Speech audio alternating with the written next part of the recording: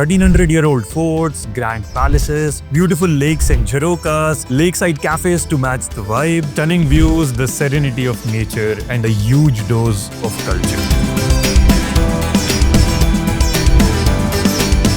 Hello. I'm Saransh, and this video is going to be a crash course for you in visiting Udaipur. So grab a pen and paper because I'm not going to waste a single second. I have divided the video in 7 sections to make it easier to explain. So let's take it one step at a time. The first one is the places to visit in Udaipur. There are a total of 31 places to visit or things to do in Udaipur, and to help explain it better, I'm dividing it in 3 zones. Zone 1 is the old Udaipur city itself, which you can cover on foot. Zone 2 is the extended Udaipur city, for which you will need to rent a bike or hire a taxi. Zone 3 are places outside of Udaipur city and can be treated as a day trip in itself. And for your reference, a Google map with 31 pins is linked in the description. Zone 1 has 10 places of interest in Udaipur city itself that you can cover on foot or on a two-wheeler. I wouldn't recommend taking a car as it gets too congested. Starting from the bottom, first spot is Karni Mata Mandir. Temple is dedicated to Karni Mata, who is believed to be the reincarnation of goddess Durga. It is a perfect place for a sunrise and offers some spectacular views of the Udaipur city. You can take a 5-minute ropeway to reach the top, or you can climb up the stairs to reach the top. The next spot after the temple is Doodh Talai. It is a quaint little spot surrounded by greenery and is good for photography and boating. Jharokas here are beautiful, and you can definitely spend some peaceful time here. Next place to visit in Udaipur is the iconic City Palace. It was built in 1537 by Maharana Uday Singh II. The royal family still resides in one of the sections of the palace. Palace complex features luxurious rooms, courtyards, and gardens with intricate mirrorwork, murals, and marble interiors. Parts of the palace now serve as a museum where the public can view artifacts from the royal era, such as coins, sculptures, and a collection of historic paintings. Now let me simplify the costs for you. You need to pay the palace complex entry ticket only if you enter from Doodh Talai side. It is free from the Jagdish temple side, and this gives you access to enjoy the palace from outside. I would recommend that you buy the museum ticket too, as this is where you actually get inside the palace. And generally speaking, museums can be boring, but when you get the context for everything with a guide, it actually becomes fun. At least it was for me. Then you can pay separately for crystal gallery and vintage car collection if you want. And you can also have a dal bati thali at the hotel in Zinana Mahal. Next spot is the Lake Pichola. It is a man-made lake and is obviously the most popular lake in Udaipur. You can do boating by taking a ticket at the city palace, which will even take you to Jagmandir Island. It was supposedly the summer palace for the king. A boat ride at sunset is definitely worth it, and for costs, you can refer to this table. And there is no shortage of cafes and restaurants by the lake. I will suggest you the best ones in a later section when I talk about food. Another thing that you can do by the lake is spend some time at the Gangor Ghat. It is definitely one of the most popular ghats in Udaipur, but I will only recommend it during sunrise. Otherwise, it is generally quite crowded. Right next to Gangor Ghat is Bagor Ki Haveli. It is an 18th century lakeside haveli restored into a museum, showcasing unique artifacts, intricate mirrorwork, and traditional Rajasthani architecture. It is most popular for its evening cultural show Dharohar that involves various folk dances and a puppet show. I personally loved it, and depending on the crowd, they do at times keep 2 shows, 7 to 8 and 8 to 9 in the evening. But it is quite subjective. Reach 30 minutes before the show to get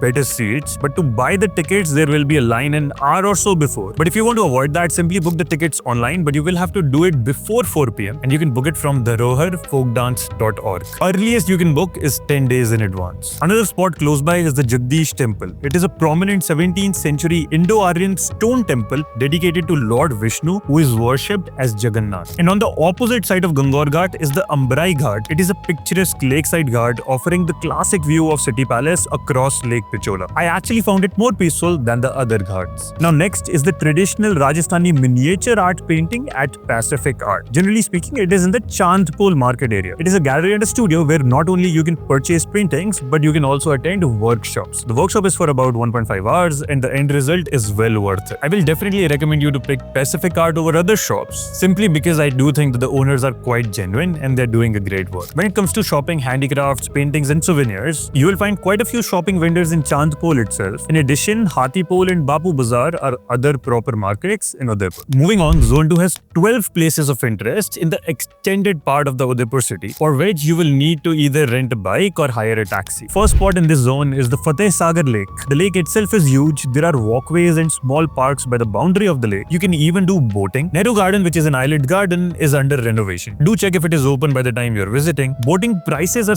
significantly lower here in comparison to Lake Pichola. If you have taken an auto to the lake, you can then rent a cycle from my bike to move around the lake. Overall, I do think this is a good place for a peaceful sunset. Right next to the lake, opposite the boating area, is Maharana Pratap Smarak. The museum displays history and Maharana Pratap's bravery along with the story of other rulers of Udaipur. There are 3D models of Udaipur city, Chittorgarh Fort, Haldighati battlefield and Kumbhalgarh Fort as well. The statue of Maharana Pratap on his horse Chetak is placed at the top from where you can get a good view of Udaipur. Other than this, you can also do ziplining and attend a light and sound show. Another spot right by the lake is Under the Sun Aquarium. It can be a decent addition to the itinerary to beat the heat during the day. Aquarium is big enough with wide variety of fish as well as fish spa, VR experience and 3D photography. Close but not exactly by the lake, next spot is Saheliyon Ki Bari. Supposed to be the housing for the maidens during the king's rule, today it doubles down as a beautiful garden. There is a fountain at the center and in general is a good spot for a photo. Next up on the list is Shilpgram. Surrounded by several huts, Shilpgram is constructed in the old architectural style to offer the feel of rural markets where every hut has a distinct style reflecting the history and culture of each state. Amongst other things, you can enjoy Rajasthani arts, crafts and folk performances as well as buy from local artisans. During December, you can even enjoy the annual Shilpgram Utsav as well, which sees a lot more artists and activities. Next on this side is the Sajjangarh Biological Park. The park has been established with the object of conserving endangered and threatened flora and fauna. It also doubles down as an outdoor zoo that can be visited by a golf cart, bicycle or on foot. You can see jackal, hyena, sloth bear amongst other animals. And at the top of the same hill is Sajjangarh Monsoon Palace. Built in 1884, it offers panoramic views of the Aravalis, the Fateh Sagar Lake and the Udaipur city. The palace also has a basic museum, but really the view is the best part about it. Other than that, it also has some beautiful lawns where you can spend some time. Next, if you keep going in the same direction, you will reach the Bahubali Hills at the Badi Lake. There is some issue with the Google Map pin for this place, so I have marked the exact spot in the custom map that I have created and you can find it in the description. It is a beautiful spot with a scenic backdrop, perfect for photography. If you want to avoid crowds, then sunrise is the best time. A 15-minute short hike takes you to the top. At the other side of Badi Lake, you will also find a small park called Ecoton Park. There isn't much to do, but it is a quiet park with a couple swings and away from all the crowd. Then the next spot is Vintage Car Museum, which has a small collection of some old school cars. I would recommend visiting only if you are an enthusiast, otherwise you might not find the collection worth the entry fee. Another spot in the same direction is Raita Hills. This is a good offbeat viewpoint if you want to steer clear of the Udaipur crowd. Now on the other side of the city is the Ahar Museum or Ahar Cenotaph. The museum is well maintained and has a good collection of historic artifacts with some older than 2000 years. From tools and potteries to jewels and ancient relics, the museum showcases a diverse range of items from the Ahar civilization, offering insight into how our ancestors lived centuries ago. Ahar Cenotaphs, which is nearby to the museum, is no more open to public. However, it does look beautiful from outside and has more than 250 cenotaphs commemorating the Maharajas of Mewar. Further in the same direction is the Uday Sagar Lake. This is more of an offbeat option to Pichola or Fateh Sagar Lake. And yes, it is a peaceful option for a sunset. During monsoons, you can even see a waterfall that gets created due to the check dam. Moving on, Zone 3 has 9 places of interest that are outside the Udaipur city and you can treat it as a day trip in itself. Now, I will only recommend this if you are staying in Udaipur for more than 2 days. So if we were to zoom out and start from the right side, you get the first spot of this zone, Chittorgarh Fort. Built in the 7th century by Chitrangad Mori, this is the largest fort complex in India. You may recognize it from the movie Ye Jawani Hai Diwani or the historical drama Padmavat. It is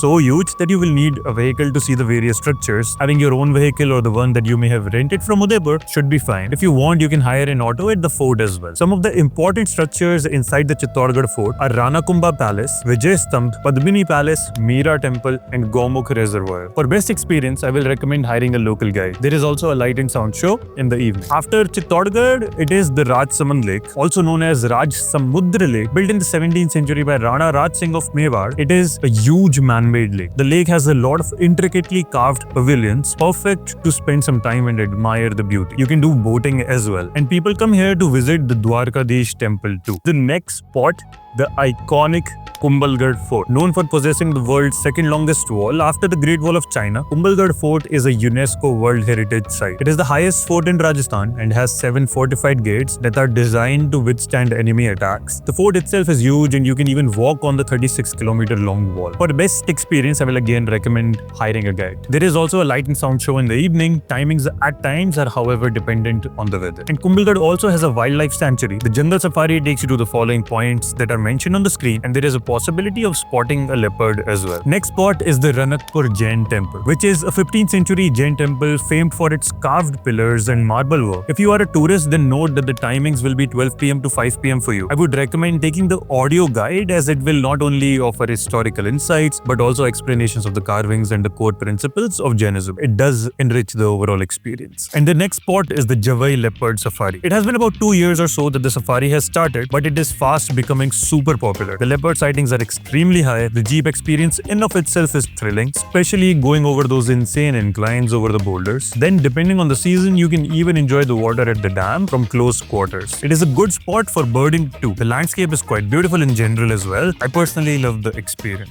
Now, the best way to do these 5 places will be that you leave early morning from Udaipur, see Chittorgarh Fort and spend the night there. Next morning, do Rajasthan Lake, then Kumbhalgarh Fort and spend the night there. And then the next early afternoon, do Ranakpur Jain Temple and then Javai Leopard Safari in the evening. So in 3 days, you can cover it all. In all 3 places, Chittorgarh, Kumbhalgarh and Javai, you have properties available to choose from as well. Now the last 4 remaining spots, next one being Tasbahu Temple. The original name of the temple is Sahastra Bahu, meaning one with 1,000 arms, which refers to Lord Vishnu. The complex consists of 2 main temples, the large Sas temple and the smaller Bahu temple. The Sas temple is surrounded by a cluster of 10 smaller shrines, while the Bahu temple boasts 5. Next, super close to Sas Bahu is the Eklingji temple, which is a 1,000-year-old temple dedicated to Lord Shiva. Rulers of Mewar have been believed to be ardent devotees, and to this day the temple sees a lot of pilgrims. Next is Srinathji temple in Nathdwara. The temple is dedicated to Lord Krishna and has over the years gained significant popularity amongst the devotees. And the last spot is Maharana Pratap Museum. The museum is situated at Haldighati. Yes, the historical battle between Maharana Pratap and the Mughals that we have read in our history books. A light and sound show depicts the entire story. Museum has a good collection of weapons, paintings and battle depictions. The place is relatively small, but it gives a clear glimpse of history and is worth a visit. And with that, we are done with places to visit section. A quick note that you can do Zone 1 in 1 day, Zone 2 in 2 days, and Zone 3 in 3 to 4 days depending on the number of places you want to visit. Now, if you're wondering that you needed to note all of this down, don't worry, I have made your job easier. I have made this downloadable PDF guide that you can download from our website. It has all of the information that we just spoke about, including the places, description, timings, contact details, rebuild device itinerary, in short,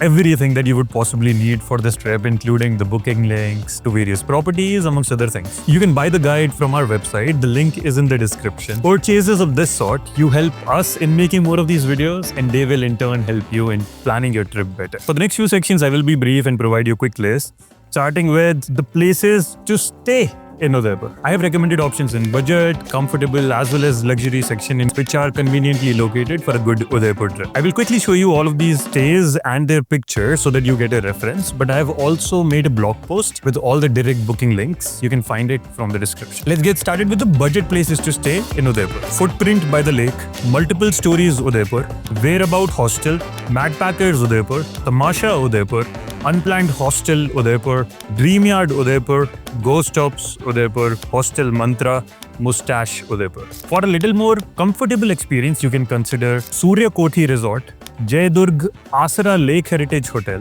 Avanti Boutique Stays, Lasani House Homestay Udaipur. And as for my experience, I was in Udaipur for 5 days and I stayed at the Bloom Boutique Lake Pichola. And here is what really won me over. Firstly, the story of this building. There was a doctor named Chagannathji, and he used to be the doctor to the Maharana of Mewar. And this was his residence. This 200-year-old Haveli has been restored with utmost detail, preserving the essence of that time and heritage. And then obviously the rooms, regal yet cozy. Traditional decor, heritage furniture, the insane view from the bed, and all your comforts conveniently provided. The location of the property is an important factor for a good trip experience for me. Major spots like Lake Pichola, City Palace, Fateh Sagar Lake, Bagor Ki Haveli were all in a conveniently close proximity from here. And here's the bonus. They have an excellent restaurant bar with some charming interiors and a popular art gallery showcasing some of the best paintings, crafts, and process of making them. So I spent 4 nights here and I truly felt they were value for money. The location was perfect and it enhanced my overall heritage experience of the trip. And you can book your stay for Udaipur as well as across India on the Bloom website. Link is in the description. Make your bookings in advance, especially if you're going during the holiday season, because these properties tend to get booked in advance. For a luxury experience, you can consider the Oberoi Uday Villas, Taj Lake Palace Udaipur, the Leela Palace Udaipur, Trident Hotel, the Lalit Lakshmi Vilas Palace, Aurika Udaipur, Fairmont Udaipur Palace, Taj Fateh Prakash Palace Udaipur. And we are done with this section. Just a small note,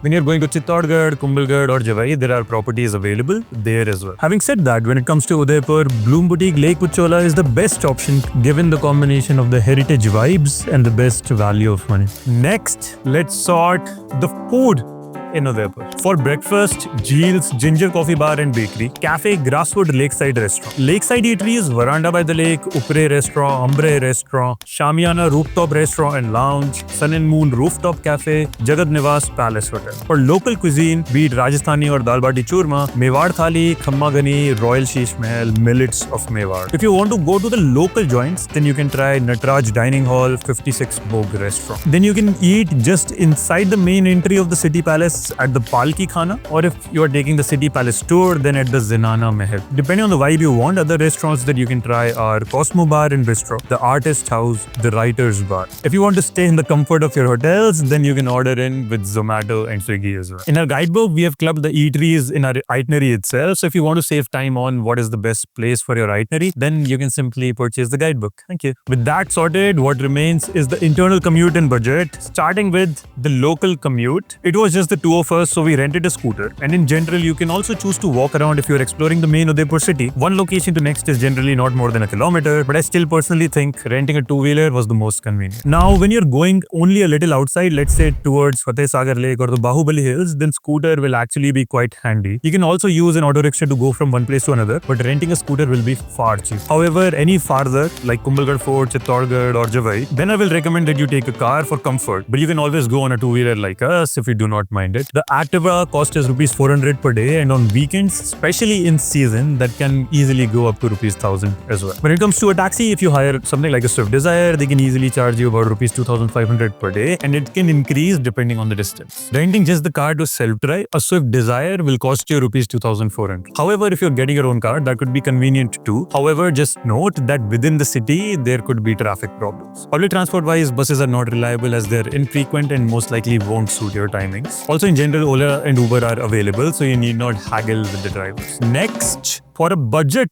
overview, an ideal Udaipur trip just for the city will be 2 days. So let's break down the budget for one person without compromising on any comforts, but also not going overboard. So your stay for one night in a decent hotel will be about 1000 per night, food for 2 days about 1500 per day, bike rental or auto rickshaws for 2 days about 600 per day, tickets and parking about 500 per day, and activities like boating start around 200, so factor that in. That will bring your total for 2 days to about 6300. Depending on the number of days, you can add more places from Zone 3, the most popular being Kumbhalgarh, Chittorgarh or Javai, others being Ransaman Lake or Srinathji Dwara Temple and all of those things. But the daily cost should roughly stay the same. Now I will answer some of the most commonly asked questions in our comment sections. So here are some frequently asked questions for you. Best time to visit Udaipur. If you see the weather chart here, then you can safely say that November to February is the most ideal given the relatively cooler temperature. April, May, June is the hottest in Udaipur. July, August, the temperature starts to come back down again, but be ready for frequent rainfall, and some activities like the safari at the Kumbhalgarh Fort might be closed at that time. September, October is a decent time too, with lesser rains, better visibility and relatively cooler temperatures than the summer.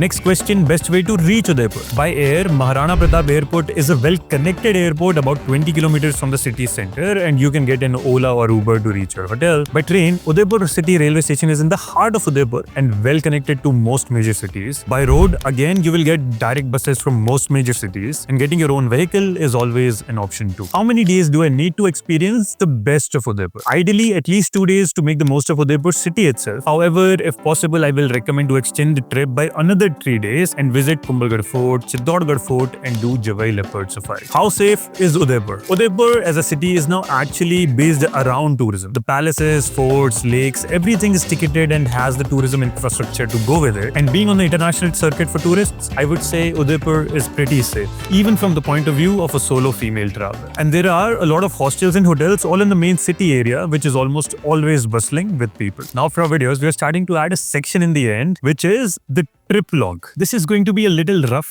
and raw, wherein I tell you how was the trip for me personally, the things that I liked, the things that I didn't, and I'm open to any feedback that you would want to give to improve on this. For some context, I visited Udaipur in the last week of August 2025. I came from Delhi taking a 13-hour train and reached directly to Udaipur. And now let me start with the things that I didn't like on the trip. Udaipur city itself is too crowded, especially on the weekends. You shouldn't expect anything different. I stayed in Udaipur and made day trips to Kumbhalgarh Fort, Chittorgarh Fort and Javai Leopard Safari. All of these places are on different sides of Udaipur and takes 2 to 3 hours one way. However, when you do it, like I suggested earlier in the places to visit section, you should stay at Kumbhalgarh, Chittorgarh and Javai instead of coming back to Udaipur every time. We went during monsoons and actually got stuck in rain a couple of times. I would recommend that maybe to avoid two-wheelers if you're especially going in the monsoons. Okay, so a funny thing happened on our way to Javai. When we put the location in Google Maps, we selected the two-wheeler route and it actually put us on a road where there was no road whatsoever and just stones. So I would recommend that whenever you're going to Udaipur, just use the car routes for everywhere. So it'll just be easier that way. Now the things which I liked, the local art, the miniature art paintings are quite popular and you will find many sellers and some of them offer workshops too. We did it with Pacific Art. Their work is amazing and the owners themselves make new art pieces which sometimes take